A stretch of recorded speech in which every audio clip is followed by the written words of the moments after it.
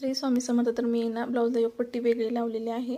तर ती का ते तुम्हाला पुढे सांगतेच. तर माझ्याकडे ना 5 ब्लाऊज होते. मी काल कट करून ठेवलेले आणि ते शिवणार होते सकाळी आवरून कामं. पण आजी आलेले. आजी बोलल्या की मला आहे ना अर्जंट ब्लाऊज पाहिजे आणि त्यांनी जो ब्लाऊज पीस दिलेला आहे ना तो जरा छोटाच होता.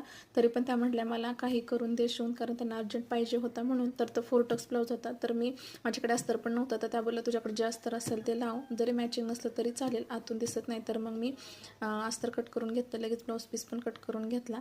तर झाला असा विषय की पाठीचा आणि पुढची बाजू आणि स्लीव्ज बसली, पण योगपट्टी काय त्या म्हणजे ब्लाऊज पीसात बसली नाही. तर मी सेम 2x2 मधलं जे कापड असतं ना ते घेतलं आणि त्याची योगपट्टी बनवली. म्हणजे सेम आली, असं वेगळं काही वाटत नव्हतं. तर मी योगपट्टी अशी बसवून घेतली अगदी व्यवस्थित आणि माझा ब्लाऊज असा रेडी झाला. आणि मला आहे ना त्यांना गुंड्या आणि काजा होत्या.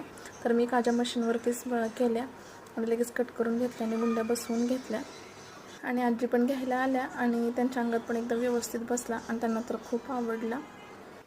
भेटूया नंतरच्या व्हिडिओमध्ये.